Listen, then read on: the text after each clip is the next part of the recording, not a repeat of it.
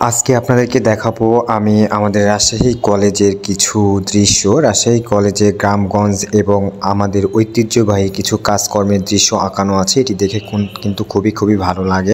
এই দৃশ্যটি কিন্তু সবারই মন কেড়ে নেয়। আমাদের আদিম যুগে বা আমাদের আগে যেমন গ্রামগঞ্জে যেরকম প্রকৃতি ছিল, দেখেন এইখানে কিন্তু সাপ খেলা দেখানো হচ্ছে। ছোটোবেলায় আমরা যারা সাপ খেলা দেখেছি সেম এইরকমভাবেই সাপ খেলা দেখানো হচ্ছে। তারপরে এটা গ্রামের একটা দৃশ্য দেখিয়েছে, যেখানে খেজুর গাছ, এইখানে হচ্ছে জেলেরা মাছ ধরতেছে, কত সুন্দর।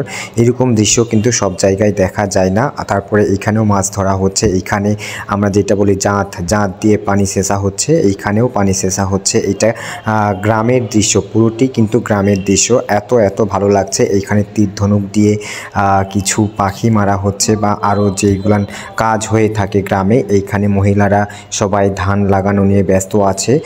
মাঠে যেগুলান ধান লাগানো হয় সেগুলা কিন্তু গ্রামে আগে মহিলারাই লাগাতো।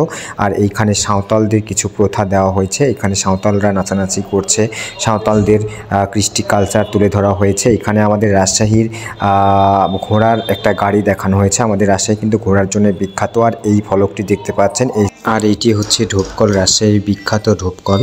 এইখানে আরও কিছু স্মৃতি দেখানো হয়েছে। এখানে রাজশাহীর গেট দেখানো হয়েছে। এইখানে দেখানো হয়েছে আপনার বাঘা মসজিদ, রাজশাহীর বিখ্যাত বাঘা মসজিদ। এটি কিন্তু এক রাতে তৈরি হয়েছিল মানুষে বলে, বাট আমার এটা মাথায় আসে না। আর এইটা হচ্ছে নওগাঁ রাজবাড়ি। নওগাঁতে হচ্ছে দুবলহাটি রাজবাড়ি বলা হয় এটাকে।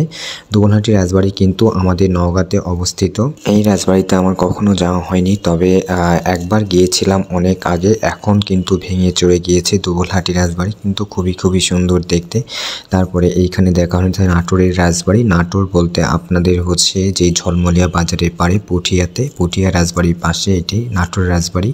এবং এই রাজবাড়িগুলো কিন্তু অনেক পুরাতন। এইগুলাতে রাজা রানীরা বসবাস করত। আর রাজশাহীতে কিন্তু বিখ্যাত আমাদের রাজশাহী কলেজও কিন্তু একসময় রাজবাড়ি ছিল।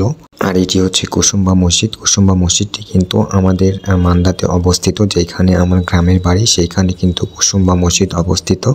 আর এগুলো সবগুলো কোষ্ঠী পাথরের তৈরি। তারপরে হচ্ছে সোনা মসজিদ, এটি চাঁপাইনবাবগঞ্জে অবস্থিত। সো এভরিওয়ান, এই দৃশ্যগুলো কিন্তু পুরোটাই কিন্তু ঐতিহ্যবাহী দৃশ্য এবং অনেক পুরাতন। তারপরে এইখানে দেখতে পাচ্ছেন বরেন্দ্র জাদুঘর। রাজশাহীর বরেন্দ্র জাদুঘর কিন্তু অনেক পুরাতন একটি জাদুঘর। সো আর তারপরে আমরা রাজশাহী কলেজ দেখতে পাচ্ছি। রাজশাহী কলেজের দৃশ্যটা আমি আপনাদেরকে দেখিয়েছি, অনেক সুন্দর।